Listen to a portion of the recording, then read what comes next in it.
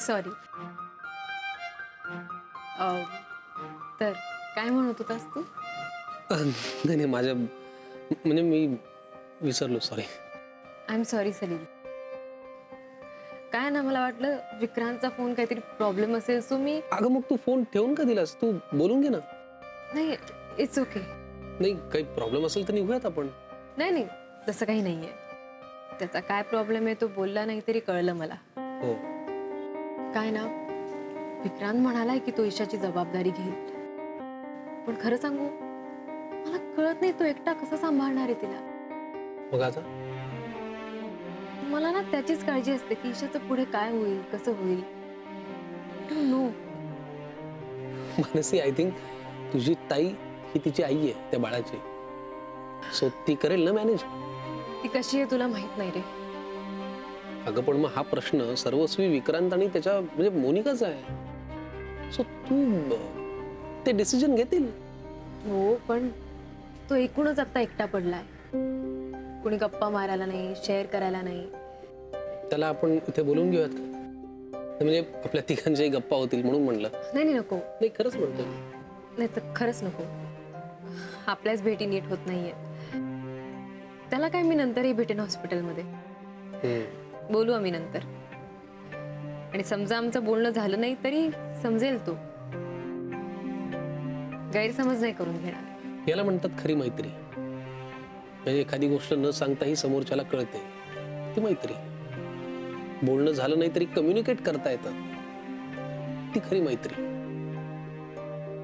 नेमकं हेच आपल्यात अजूनही नाहीये मानसी. अजून तरी खरी मैत्री, जी तुझ्यात आणि विक्रांत मध्ये, बेस्ट फ्रेंडशिप. सलील, हा? काय विचार करतोस? नाही, काही नाही. मला ना आता एक छान गोष्ट डोक्यात आली.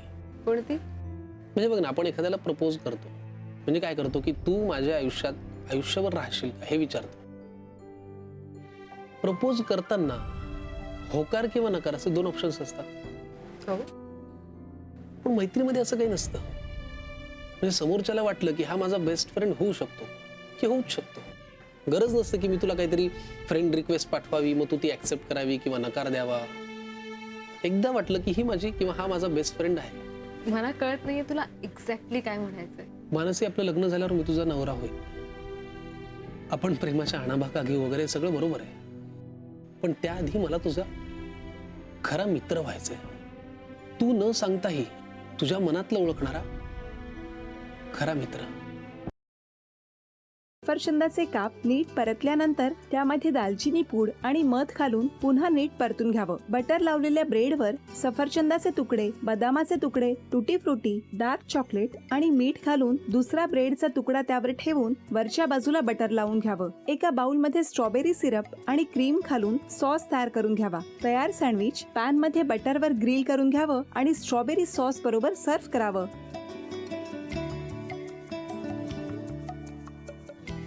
हे जेव्हा बोलत होते तेव्हा मी बघत होतो की या दोघांनी स्वतःचा संसार उभा केलाच, पण स्वतःच्या संसाराबरोबर अनेकांच्या आयुष्यात आनंद निर्माण केला. तो आनंद महत्त्वाचा. हसत राहा, आनंदी राहा असं म्हणत शुभेच्छा देऊया. आणि ही झी मराठीकडून भेटवस्तू डेव्हिड तुमच्यासाठी. अभिनंदन.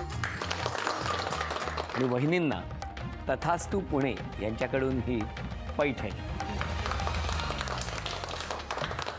अभिनंदन.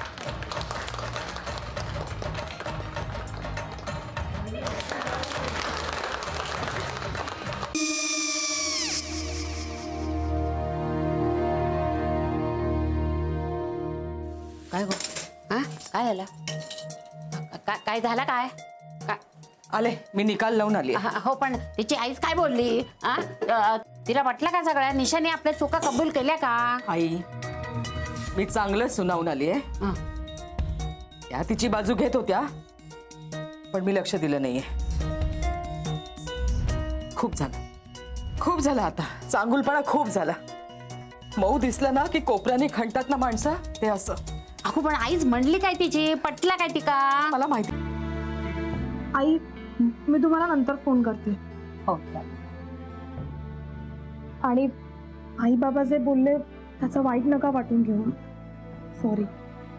सॉरी काय त्यात? नेहा आले. आई मी येते. हो काकू येते.